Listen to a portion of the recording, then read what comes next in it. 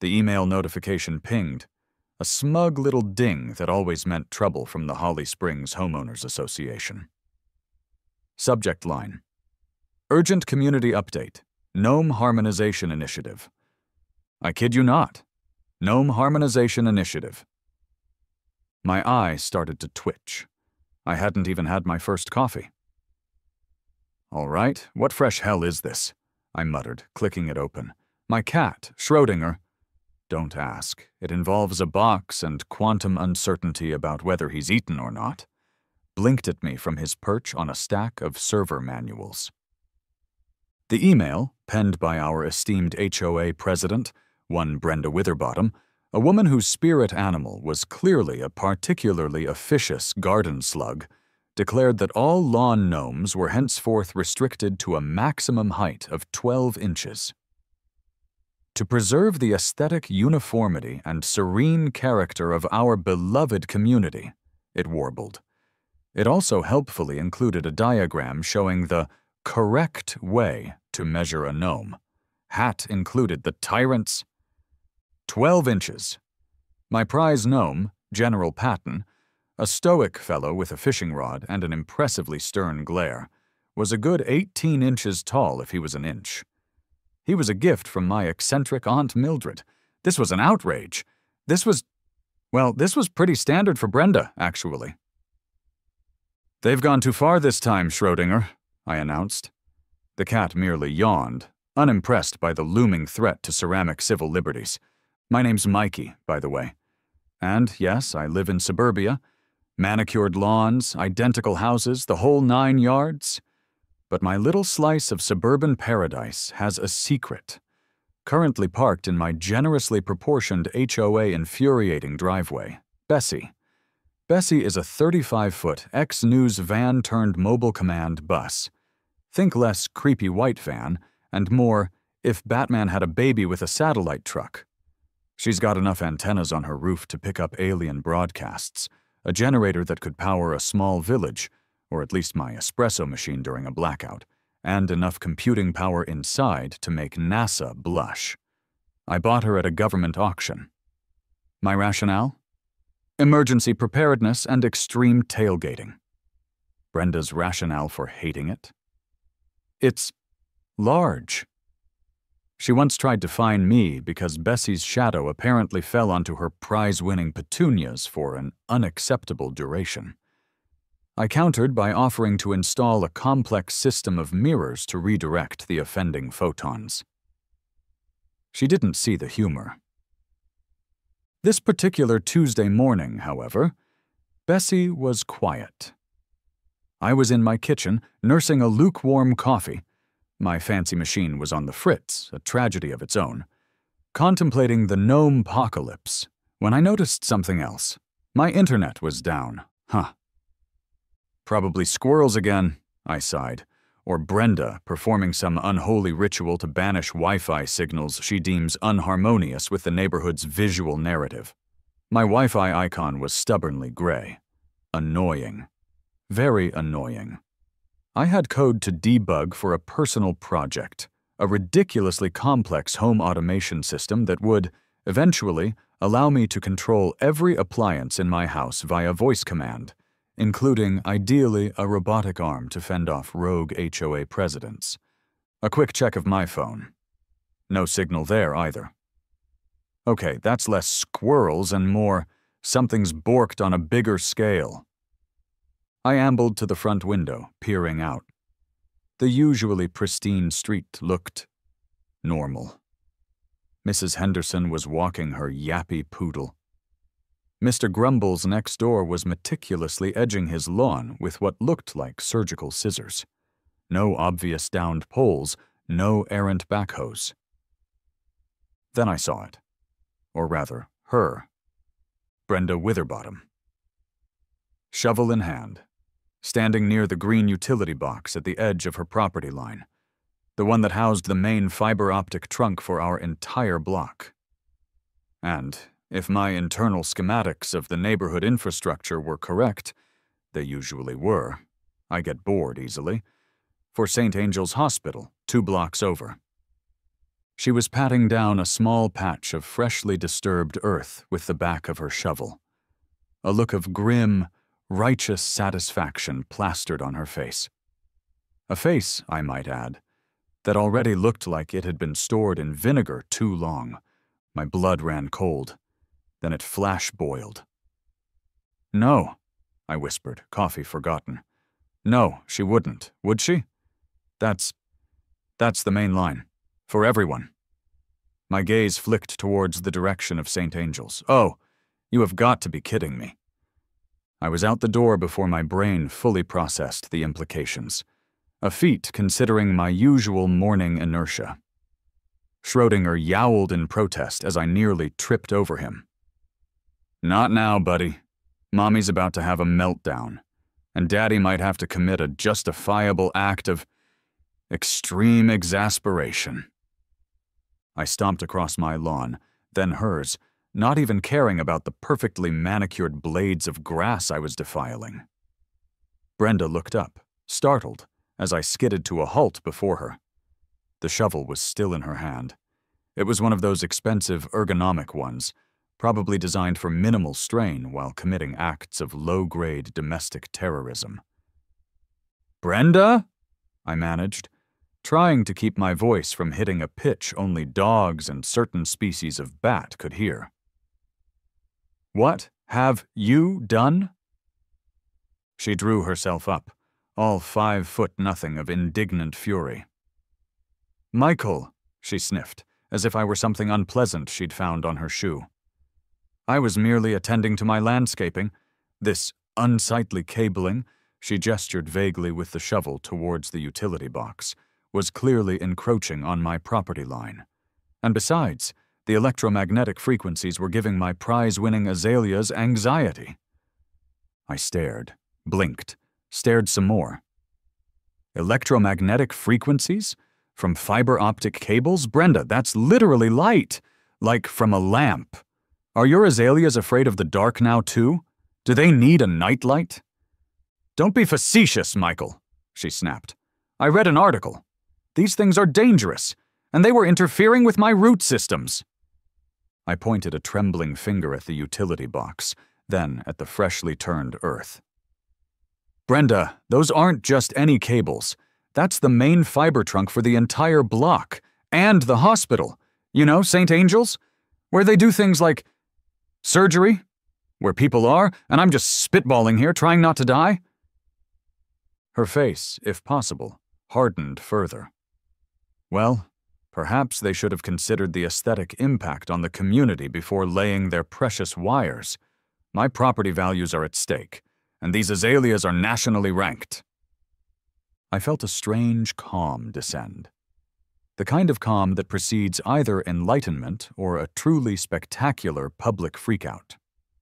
My brain, however, skipped the freakout and went straight to solution mode. A very specific, very large, very noisy solution currently parked in my driveway. A slow, almost predatory grin spread across my face. Brenda took an involuntary step back, her self-righteous bluster faltering for a microsecond.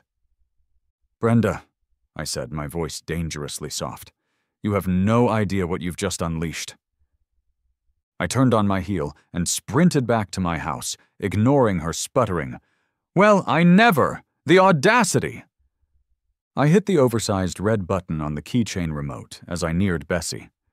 There was a satisfying clunk hiss as the heavy-duty door locks disengaged. I vaulted inside. The interior of Bessie always made me feel like a kid in a candy store.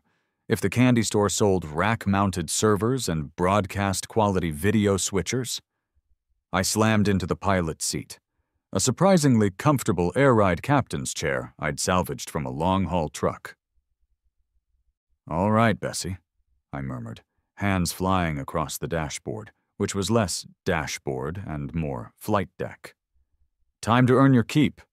Operation Unstupid, the neighborhood is a go?" The generator coughed, then rumbled to life with a deep thrum that vibrated through the floor. Hydraulic stabilizers deployed from beneath Bessie's chassis with a pneumatic hiss thunk, lifting her slightly and leveling her on the slight incline of my driveway. On the roof, the massive 2.4-meter satellite dish began its graceful unfolding sequence, motors whirring as it oriented itself towards its geostationary counterpart miles above the Earth.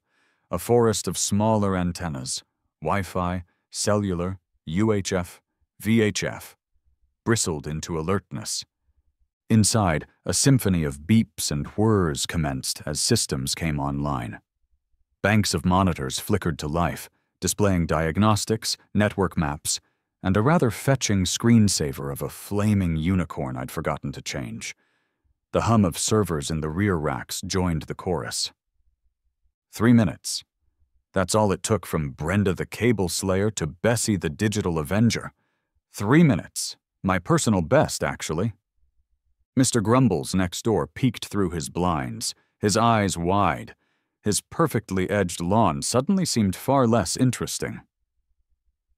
"Okay, Bessie, let's see the damage," I muttered, fingers flying across a ruggedized keyboard. My primary comm system crackled to life. First things first, the ISP.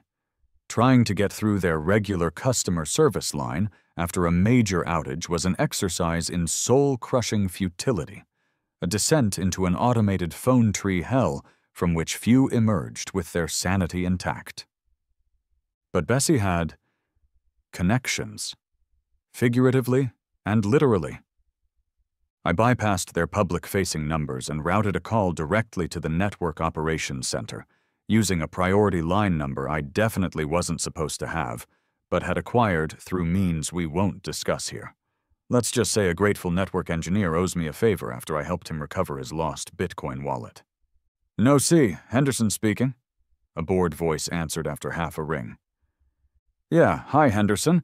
This is Mikey from 12 Maple Drive, Holly Springs. Your main fiber trunk line on Elm Street, specifically near the Witherbottom residence at number 14, has been, manually decommissioned by a local resident with a shovel and a profound misunderstanding of how light works." A pause. "Manually decommissioned? Sir, are you serious?" "Yes. Drunk? Not yet, but the day is young. Look, the point is, a significant portion of your Holly Springs customers are dark, including St. Angel's Hospital. You might want to roll a truck. Like yesterday." Another pause, longer this time. I could hear furious typing in the background.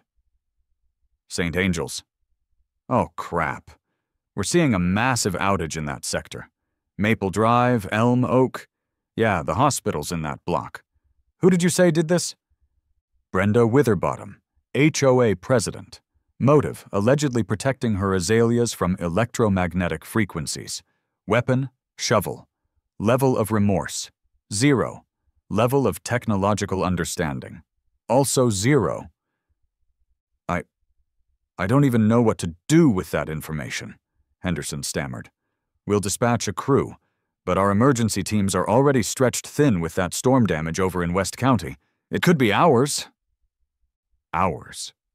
The hospital didn't have hours. My internal clock was ticking. Next call, St. Angel's IT department. I found their direct line through a quick search of Bessie's rather extensive and questionably sourced database of public service contact numbers.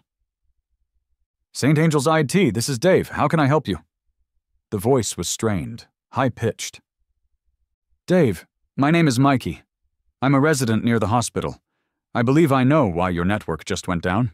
A neighbor of mine appears to have, had a disagreement with the main fiber optic cable feeding this area." "With a shovel?"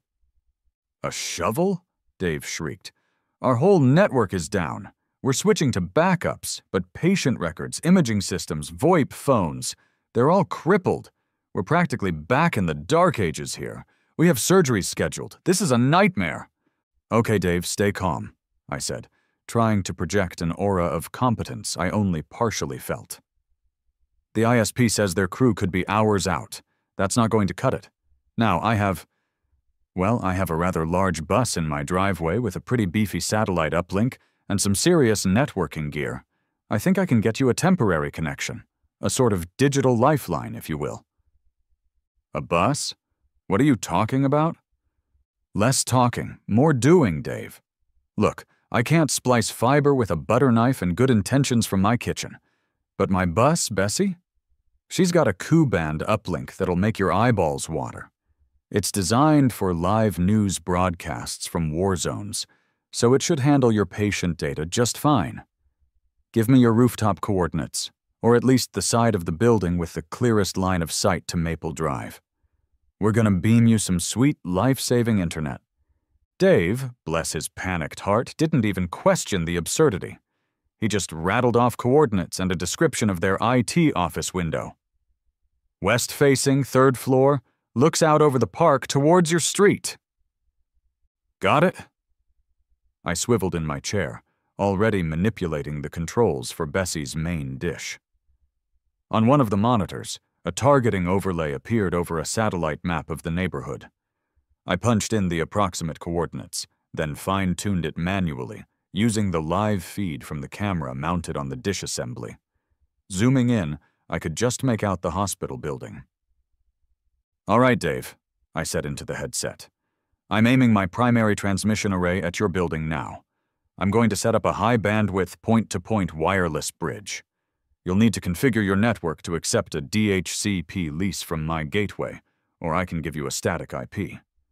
Got anyone there who can handle that? I think so, Dave stammered. Just tell us what to do. This was going to be fun.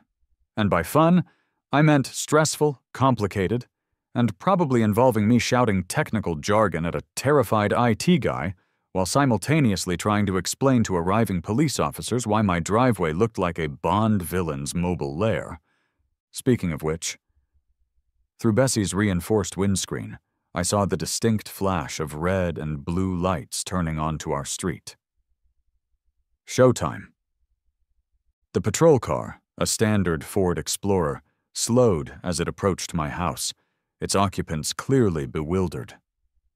Neighbors were now emerging from their houses like meerkats sensing a particularly juicy insect, their morning routines forgotten. Mrs. Henderson had even dropped her poodle's leash. The poodle, a fluffy white menace named Princess Fluffybutt, was now yapping excitedly at Bessie's massive tires. 2 officers climbed out. One was older, with a seen-it-all-twice weariness etched onto his face, and a name tag that read Miller.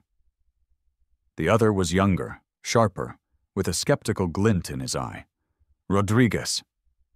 They took in Bessie, then the small crowd of onlookers, then me, as I opened Bessie's door and cautiously descended the steps, headset still half on. "Well, Rodriguez," Officer Miller said, his voice a dry baritone that carried easily. "I thought we'd seen it all after that llama incident on Route 9 last year. Pretty sure Mobile FEMA Disaster Relief Center in a cul-de-sac wasn't on my bingo card for today." I offered my most disarming, "I'm a responsible citizen despite appearances" smile. "Officers, welcome to Maple Drive, epicenter of today's excitement. Mikey Howard at your service." I gestured vaguely towards Bessie. "And this is Bessie, my, advanced communications vehicle." Rodriguez's eyebrow climbed higher. "Advanced communications vehicle? Sir, it looks like a Decepticon that got lost on its way to a rave." "Heh, good one, officer," I chuckled, a little too nervously. "Look, I can explain, or rather, she can."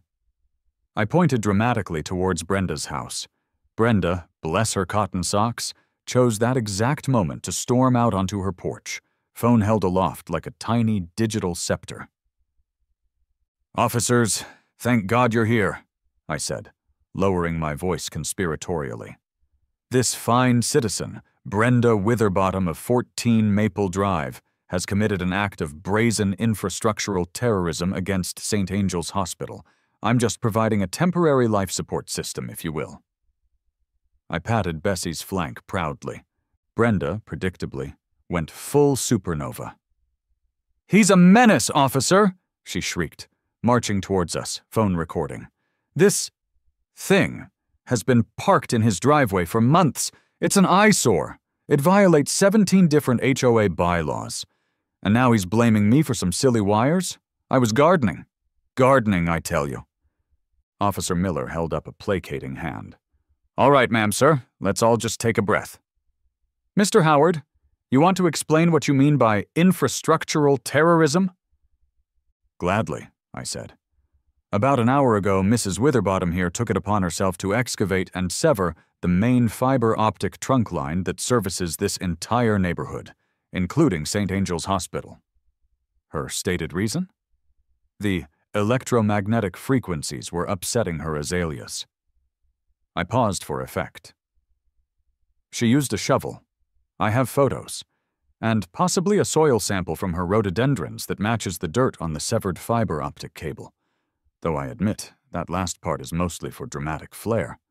Rodriguez scribbled in his notepad, his expression unreadable. "So you're telling us she cut the hospital's internet with a shovel, and you're fixing it with this bus?" "Essentially, yes," I confirmed. "Except it's not just a bus, officer. It's a highly sophisticated mobile command and communications platform. And yes, she used a shovel. The evidence is right there." I pointed to the disturbed earth near Brenda's prize-winning, and apparently very sensitive, azaleas and the clearly damaged utility box. "It's a lie," Brenda squawked. "He's always hated my azaleas. He's trying to frame me because I reported his unsightly gnome collection." Officer Miller sighed, the sound of a man who desperately wished he'd called in sick. "Ma'am, we'll get your statement in a minute. Mr. Howard, this temporary life support system, what exactly are you doing?" "Providing a high-bandwidth satellite internet uplink directly to St. Angel's," I explained, trying to keep it simple. Their systems were crippled. Patient care was being affected. My bus is equipped to handle this kind of emergency. I'm currently in contact with their IT department, guiding them through the setup. My headset crackled. "Excuse me a moment." I pressed a button. "Yeah, Dave?" "Okay, try pinging 8.8.8.8 now." "You got a reply?" "Fantastic. Throughput looks good on my end. You should have about 200 megs down, 50 up. That enough to tide you over?" The muffled, ecstatic cheers from Dave were audible even to the officers. I turned back to Miller and Rodriguez. "See? Saving lives, 1 megabit at a time." Miller looked from Bessie to Brenda, then back to me. "Okay, let's assume for a minute this is all on the level. Mrs. Witherbottom, did you or did you not tamper with that utility box?" "I was merely exercising my rights as a homeowner to maintain my property," Brenda insisted, puffing up. "Those wires were unsightly." Rodriguez walked over to the utility box, peered inside, then at the ground. He nudged a freshly severed, heavy-gauge, orange-jacketed cable with the toe of his boot. "Ma'am, this looks like a pretty deliberate cut, and this is clearly marked as telecom infrastructure."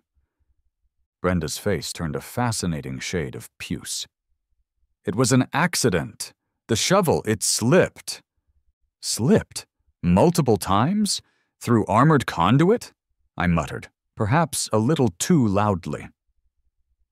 Officer Miller shot me a warning glance, then focused back on Brenda.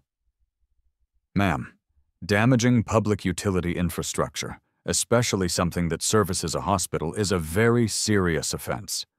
We're going to need you to come with us to answer some questions." Brenda's jaw dropped. "Me? But he's the one with the illegal war machine in his driveway." The next few minutes were a delightful cacophony of Brenda protesting her innocence, me trying to look helpful yet unobtrusive, and Officers Miller and Rodriguez attempting to maintain order in what was rapidly becoming the neighborhood's premier spectator sport. Eventually, a second patrol car arrived, and Brenda was invited to accompany them to the station. She went, but not before promising to call her lawyer, the mayor, and possibly the United Nations High Commissioner for Human Rights to report this egregious violation of her gardening liberties. As she was escorted away, Officer Miller turned back to me. "All right, Mr. Howard. Looks like your story checks out, at least the part about the severed cable. The hospital confirms their internet is back up, thanks to you. But this bus..." He gestured, a hint of grudging admiration in his eyes. "You got permits for this thing?" "Absolutely, officer," I said brightly, producing a laminated binder from just inside Bessie's door.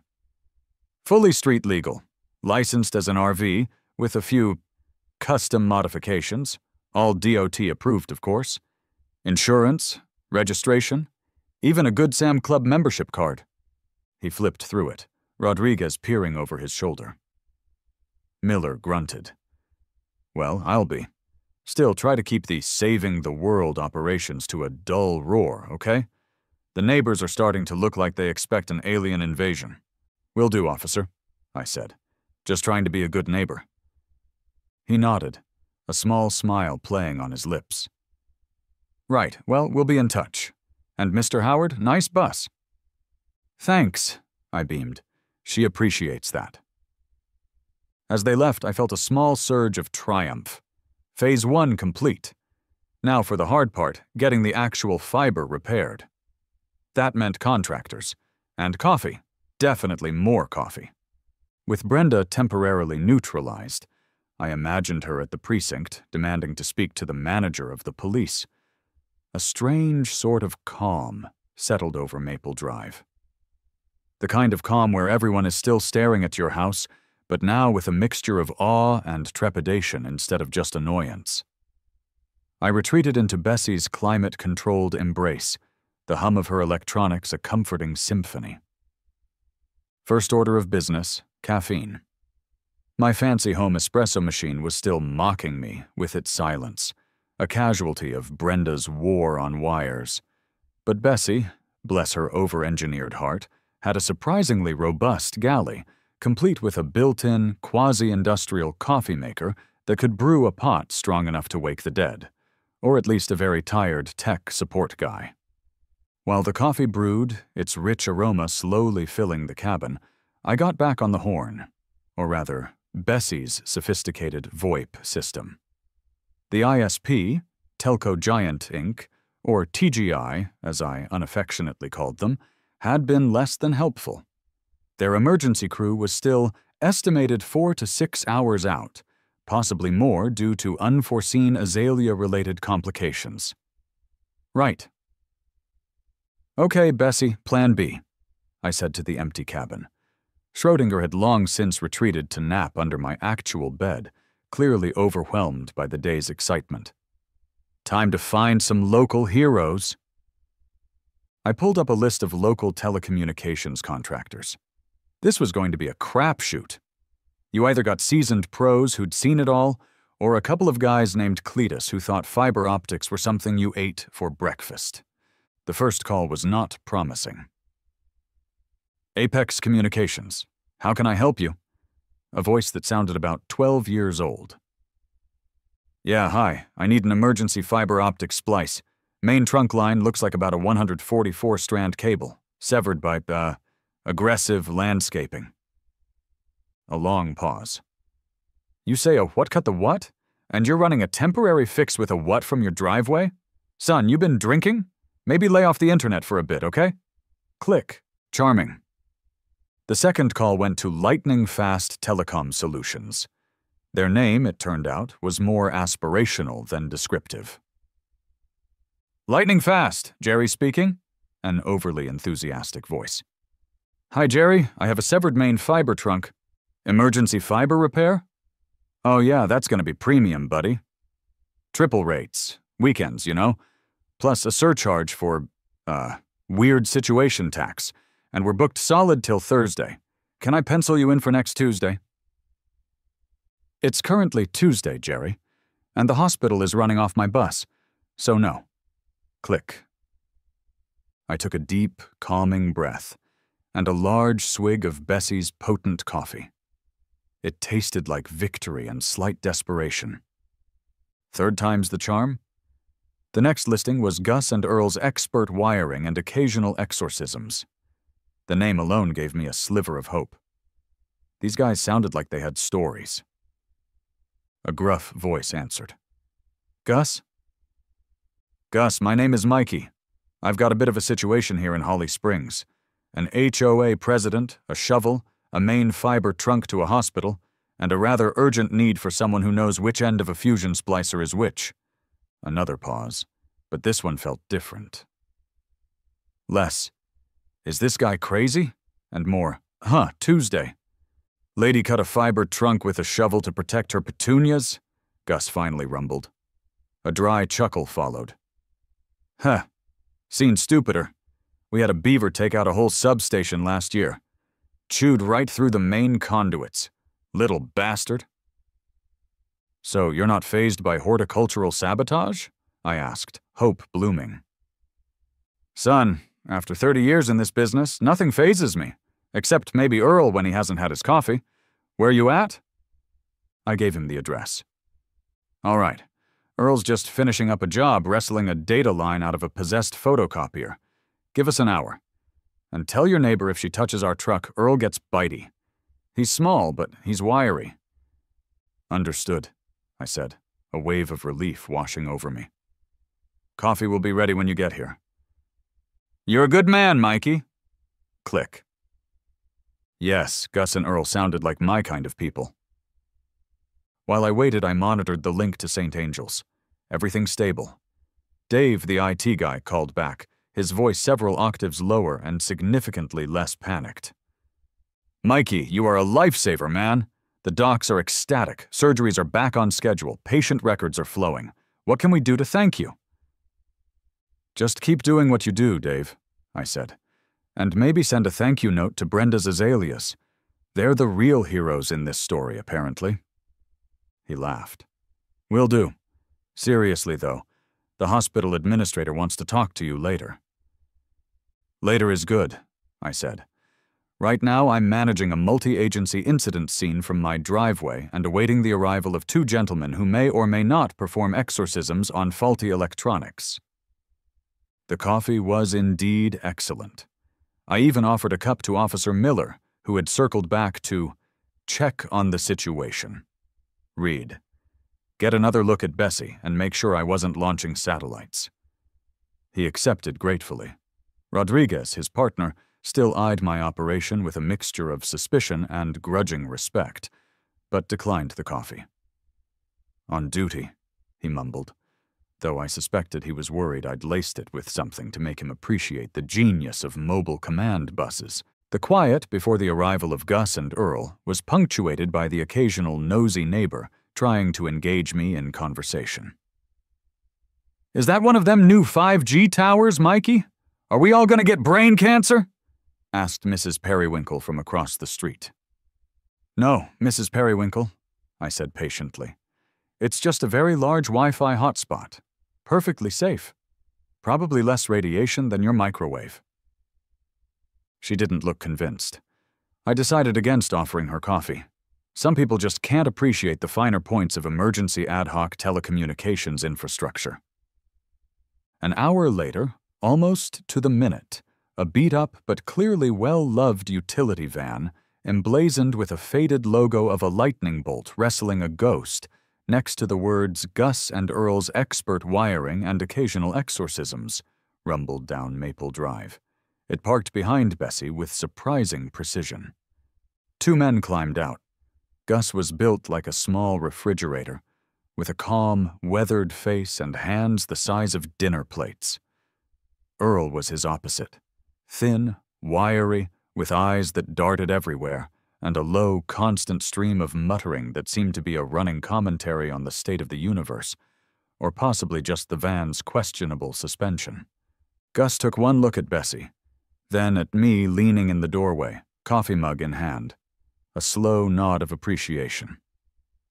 Nice setup, kid. Overkill for a Tuesday morning shovel incident, but nice. That the new XSat 7000 dish with the cryo-cooled LNB? "You know your hardware, Gus," I grinned. Earl, meanwhile, was already circling Bessie, muttering, "Look at the antenna array on this beast, Gus. Custom mounts, shielded cabling. Bet he's even got a Faraday cage in there somewhere. Smart." They were, indeed, my kind of people. They got straight to work, Gus directing Earl to the mangled utility box. Earl peered into the mess Brenda had made, then whistled, a low, impressed sound. "Hoo boy, she really went to town on this, didn't she? Looks like she used a rusty spork. No finesse at all." Just as they were about to start prepping the site for the splice, disaster in a floral housecoat re-emerged. Brenda. Apparently, the police station had either processed her quickly or decided she was too annoying to keep. She marched onto her lawn, arms crossed, a thundercloud of indignation. "What is the meaning of this?" she demanded, her voice regaining its familiar shrillness. "You can't dig there. This is HOA common property. I have rights. My flowers have rights." "That man," she pointed an accusatory finger at me, "is a menace, and you are his accomplices." Gus, bless his stoic heart, didn't even look up from the schematic he was studying on a tablet. "Ma'am, with all due respect, your flowers are about to witness a felony charge for interfering with critical infrastructure repair if you don't step away from the nice officers." He jerked a thumb towards Miller and Rodriguez, who had, by now, become semi-permanent fixtures, observing the unfolding drama with what I could only describe as weary amusement. Brenda, however, was not to be deterred by logic or the threat of legal entanglement. She planted herself directly in front of the spot where Gus and Earl needed to excavate further to access the damaged conduit. "You will not pass," she declared, striking a pose that suggested she'd been watching too much Gandalf. She then tried to physically block Earl as he attempted to place a safety cone.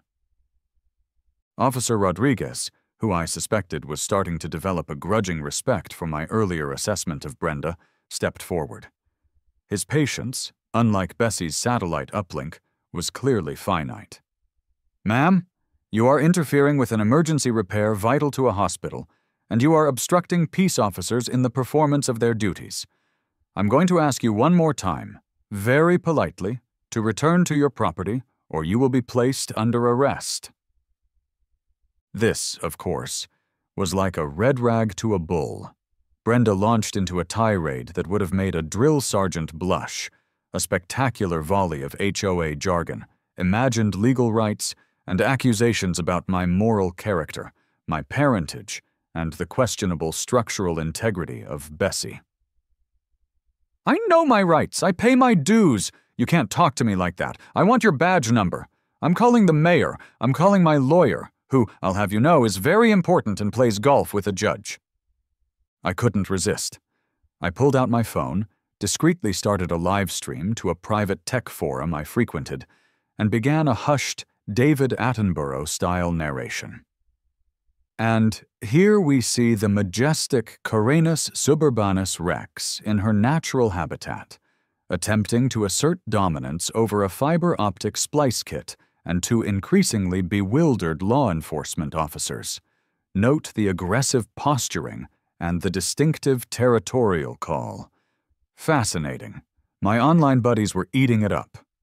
The comment section was scrolling faster than my satellite data feed. Brenda then made her critical error. She saw Earl attempting to gently move one of her, nationally ranked apparently, azalea bushes a few inches to get better access. With a shriek of, "Unhand my prize winner, you ruffian!" she lunged forward and tried to snatch a roll of fiber optic cable from his hand. In doing so, she stumbled and bumped squarely into Officer Rodriguez. That was it. "Okay, ma'am. You're under arrest for obstruction and assault on a police officer," Rodriguez said, his voice suddenly all business. Before Brenda could unleash another volley, he had her in handcuffs with surprising speed. "This is an outrage!" she wailed, as Officer Miller assisted in escorting a now sputtering, flailing Brenda back towards a patrol car. This time, It looked like she wouldn't be returning anytime soon. "You'll hear from my lawyer. The HOA will hear about this. My azaleas will never forgive you." The neighbors, who had gathered at a safe distance, let out a small, collective, and quickly stifled cheer. Mrs. Periwinkle even offered a thumbs up. As Brenda was driven away, a distinct sense of peace and the smell of freshly brewed coffee settled over Maple Drive once more. With Brenda Witherbottom officially, and hopefully for a good long while, out of the picture, Gus and Earl finally got down to the nitty-gritty. The atmosphere immediately became one of focused professionalism. Earl, muttering about amateur-hour shovel jockeys and the sheer disrespect for multi-strand armored conduit, carefully excavated around the severed ends of the cable. Gus, meanwhile, was setting up a small, foldable table with a device that looked like a science fiction prop, the fusion splicer. "All right, Mikey boy," Gus said, glancing up at Bessie. "Your bus got any good floodlights? Sun's gonna start dipping in an hour or two, and this ain't a job you want to rush in the dark." "Does a 5,000-lumen, roof-mounted, remote-controlled LED array count as good floodlights?" I asked, already keying the controls. With a soft whir, Bessie's main external lights blazed to life, bathing the entire work area in brilliant daylight-quality illumination. Earl whistled. "Sweet! Beats holding a flashlight in my teeth." The process of splicing fiber optic cable is, to the uninitiated, akin to watching brain surgery performed with laser beams and a microscope. Each of the 144 tiny glass strands, each thinner than a human hair, had to be stripped, cleaned with isopropyl alcohol, precisely cleaved to create a perfect end, then aligned with its counterpart from the other section of cable inside the fusion splicer. The machine would then zap them with an electrical arc, melting the glass ends together to form a seamless connection. Repeat 143 more times. It was painstaking, meticulous work. I offered Gus and Earl technical assistance from Bessie. "I can run diagnostics on each splice as you make it. Check for signal loss in real time. Might save you some headaches later." Gus nodded. "Good thinking. Earl, give him the OTDR specs." Earl rattled off a string of technical parameters, and soon I had one of Bessie's monitors displaying a live feed from an optical time domain reflectometer, essentially an expensive gadget that sends light pulses down the fiber to detect breaks or imperfections. We were a well-oiled machine. Gus and Earl spliced. I monitored. Meanwhile, St. Angel's was a hive of activity, all running through Bessie's satellite umbilical. "Mikey, Dr. Evans needs the MRI scans for that emergency appendectomy patient in OR3, and the connection keeps blipping." Dave's voice, though still calmer than before, had regained a distinct edge of panic. The temporary wireless link, while robust, wasn't as rock-solid as dedicated fiber, especially with the hospital's massive data demands. "Boosting the signal strength now," I replied, fingers flying across Bessie's console, tweaking antenna alignment by fractions of a degree, adjusting bandwidth allocation. "Got a bit of atmospheric interference from a passing weather front. Gus and Earl are miracle workers, but they can't unsever diamond-hard fiber with happy thoughts and good intentions. Hang tight. Tell Dr. Evans she's got priority bandwidth." The pressure was immense.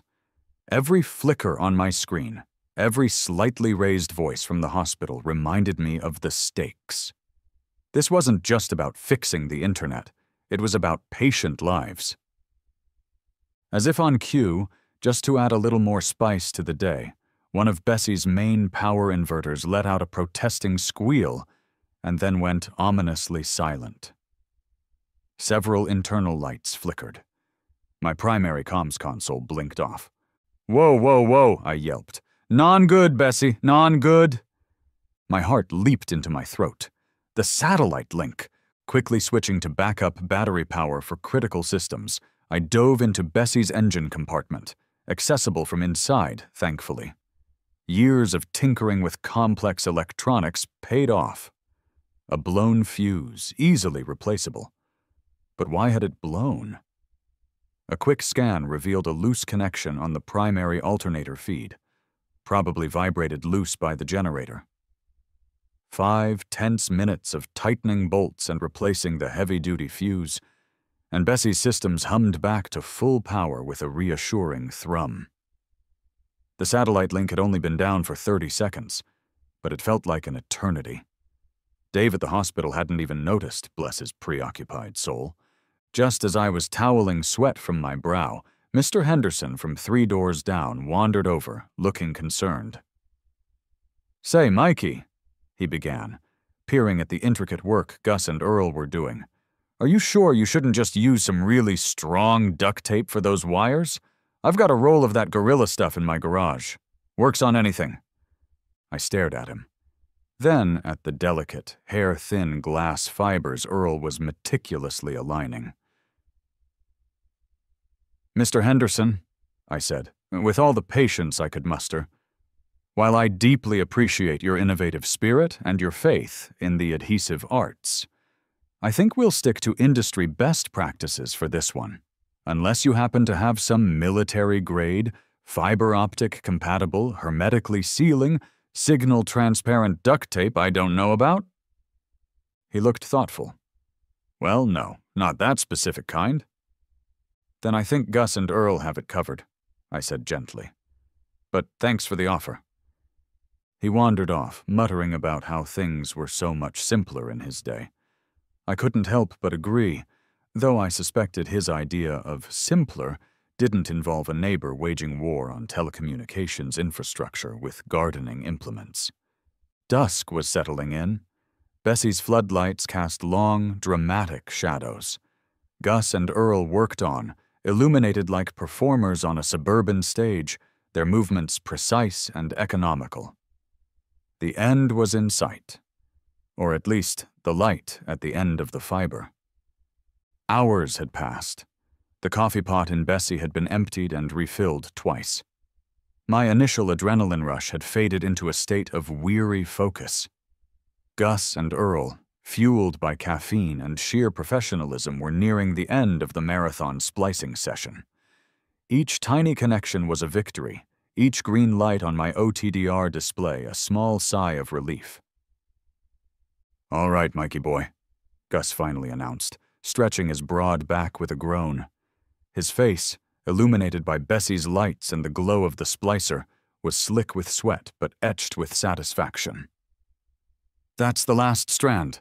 Number 144, Moment of Truth. Light her up from your end." My fingers hovered over the virtual switch on my main diagnostics panel that would tell the ISP's central office to re-enable the full circuit. Dave, from St. Angel's IT, was on speakerphone, his voice tight with anticipation. Half the neighborhood, it seemed, was still out on their lawns, a silent, curious vigil. Even Schrödinger had deigned to appear at Bessie's window, blinking owlishly at the proceedings. "Okay, Gus," I said, my own voice a little hoarse. "Engaging primary optical circuit, now." I clicked the icon. On my main network status monitor, a series of diagnostic lights began to blink. Red, amber, amber. Then, one by one, they flipped to a beautiful, solid, glorious green. "Yes!" I yelled, punching the air. "We have connectivity, full signal strength, 0 packet loss. St. Angel's, you are back in the 21st century with a vengeance." A chorus of whoops and cheers erupted from Dave's end of the line. "Mikey, you are a legend. The administrator is crying. I think Dr. Evans wants to name her next kid after you. Or your bus." Gus and Earl exchanged a tired but triumphant fist bump. "Just another day at the office," Earl muttered, though there was a rare smile twitching at the corner of his lips. Gus just grinned, wiping his brow with the back of his hand. The cleanup was surprisingly quick. Gus and Earl packed their sophisticated gear with the same care they'd used to splice the cables. I transferred their payment, a handsome sum, plus a hefty bonus for exceptional service under bizarre circumstances and dealing with weaponized horticulture with grace and professionalism, directly from Bessie's secure payment portal. They seemed pleased. "Pleasure doing business with you, Mikey," Gus said, shaking my hand. His grip was like a vice. "Next time a beaver attacks a major data hub, or another angry lady with gardening tools declares war on the internet, you know who to call." "You guys are on my speed dial," I assured them. "Seriously, top of the list, right under pizza, extra cheese." Earl even managed a full, non-muttering sentence. "Nice buzz, kid. Real nice. Keep that XSAT dish polished." Officers Miller and Rodriguez, who had patiently stood by, ensuring no further Brenda-related incidents occurred, finally prepared to depart. Miller walked over, a tired smile on his face. "Well, Mr. Howard, that was an afternoon and an evening. You certainly don't do things by halves, do you?" "When critical infrastructure and nationally ranked azaleas are on the line, officer, go big or go home," I said. He chuckled, shaking his head. "Right. Well, the hospital is overjoyed. Brenda Witherbottom is facing a raft of charges, including felony vandalism of public utilities and assaulting an officer. And I think I've got enough material for station stories for the next 6 months. Nice bus," he added, clapping Bessie's flank. "Try to keep the Decepticon mode to a minimum on school nights, eh?" "No promises, officer," I winked, "but I'll try." As the last of the official vehicles pulled away, leaving Maple Drive bathed in the normal, soft glow of streetlights, and Bessie's now dimmed running lights, a profound sense of exhaustion and an even more profound sense of satisfaction washed over me. The internet was saved, the hospital was safe, and Brenda Witherbottom was, for the foreseeable future, someone else's problem. The next few days were different. Word of the Great Azalea Fiber War of Maple Drive, as it was quickly dubbed on the neighborhood social media group, a group I normally avoided like the plague but now monitored with morbid curiosity, had spread like digital wildfire. Brenda Witherbottom, it turned out, was in a world of trouble. Felony charges, potential civil suits from telco giant Inc., and possibly even the hospital, and a spectacular fall from grace within the HOA. Rumor had it she'd been forced to resign as president, and was now facing a hefty fine from the HOA itself for conduct unbecoming a board member and flagrant disregard for Bylaw 17, subsection D, protection of communal utilities, and common sense. The irony was delicious. I almost choked on my, now perfectly brewed at home, espresso. My status in the neighborhood underwent a seismic shift. I went from that weird guy with the creepy giant van to Mikey, the neighborhood tech wizard hero who saved the hospital with his awesome battle bus. It was a bit much, frankly. Mrs. Henderson, Princess Fluffybutt's owner, baked me a pie apple, slightly burnt, but the sentiment was appreciated. Mr. Grumbles, my usually taciturn neighbor, actually nodded at me and said, "Good work, son," which from him was the equivalent of a ticker tape parade. Several kids started leaving drawings of Bessie in my mailbox, usually depicted with laser cannons and fighting giant alien squirrels, not entirely inaccurate on some days. St. Angel's Hospital sent a ridiculously large fruit basket and a formal letter of commendation from the hospital administrator, a Dr. Eleanor Vance. It was flowery and full of praise, mentioning my quick thinking, extraordinary technical acumen, and calm under pressure. They even included a small, tastefully engraved plaque.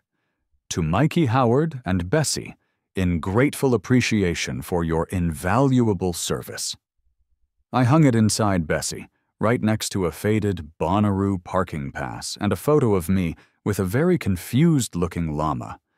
Long story, involved a charity event and a mislabeled petting zoo. "See, Bessie," I said, patting her dashboard, "we're officially heroes, or at least plaque-worthy." Life settled into a new, slightly stranger normal.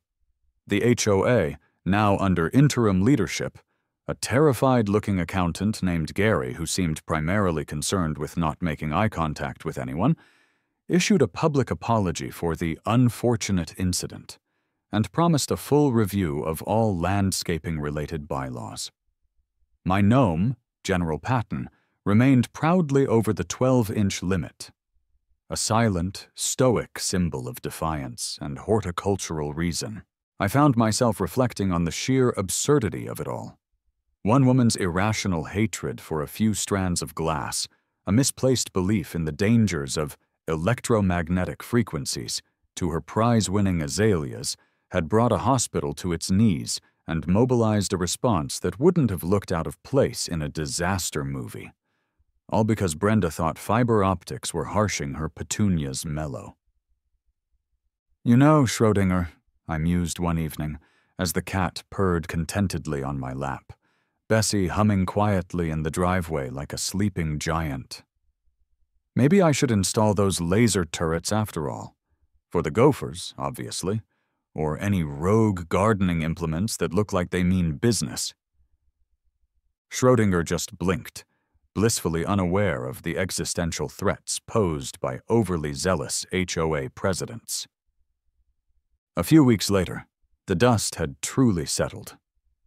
Maple Drive was back to its usual sleepy suburban rhythm, albeit with a new undercurrent of respect for the slightly eccentric tech guy and his magnificent internet-saving bus. Brenda Witherbottom was persona non grata, rumored to be consulting with a team of high-priced lawyers and a very confused botanist about her azalea's emotional distress. The HOA was treading softly, their reign of beige terror temporarily curtailed. Bessie was back in her usual state of extreme readiness for unspecified events, though I did treat her to a full detailing and a wax job. She deserved it. We'd been through a lot together. I was in my home office, which also doubled as Bessie's secondary command center when she was parked, enjoying a peaceful Saturday morning. My internet, hardwired directly from the gloriously repaired fiber trunk, was blazingly fast. My home automation system was purring along, dimming lights and adjusting the thermostat with seamless precision. General Patton stood guard on the lawn, his fishing rod glinting in the sun. All was right with the world. Then, an alert pinged on one of Bessie's auxiliary monitors, a system I'd set up to monitor seismic activity and unusual ground vibrations near critical infrastructure. A little side project, don't judge. Text on screen. Alert: unauthorized digging detected near Quadrant 4 Elm Street Utility Corridor. My coffee cup froze halfway to my lips. Quadrant 4. That was right where Gus and Earl had performed their heroic splice. My blood pressure spiked. "Not again, please, not again," I sighed, a deep, weary sound that came from the very depths of my tech support-scarred soul. I leaned back in my chair and looked out the window towards Bessie, her satellite dish gleaming innocently. It was probably just a squirrel, a very ambitious squirrel, perhaps, trying to bury an oversized nut. Or maybe Mr. Grumbles was getting really aggressive with his lawn edger. Or maybe, just maybe, Brenda had posted bail and acquired a backhoe. "All right, Bessie," I muttered, grabbing my keys and a high-powered flashlight, even though it was broad daylight. "Let's go see what fresh madness awaits." I couldn't help but grin. Eternal vigilance, after all, is the price of truly epic Wi-Fi. And in Holly Springs, it seemed, it was also the price of protecting civilization from itself. One rogue HOA president, one misinformed gardener, one shovel-wielding menace at a time. Maybe next time I would just use the drone with the tranquilizer darts. For the squirrels, of course, or Brenda, whichever came first. And Bessie would be right there with me, ready for anything. Because that's what heroes, and their ridiculously over-equipped mobile command buses, do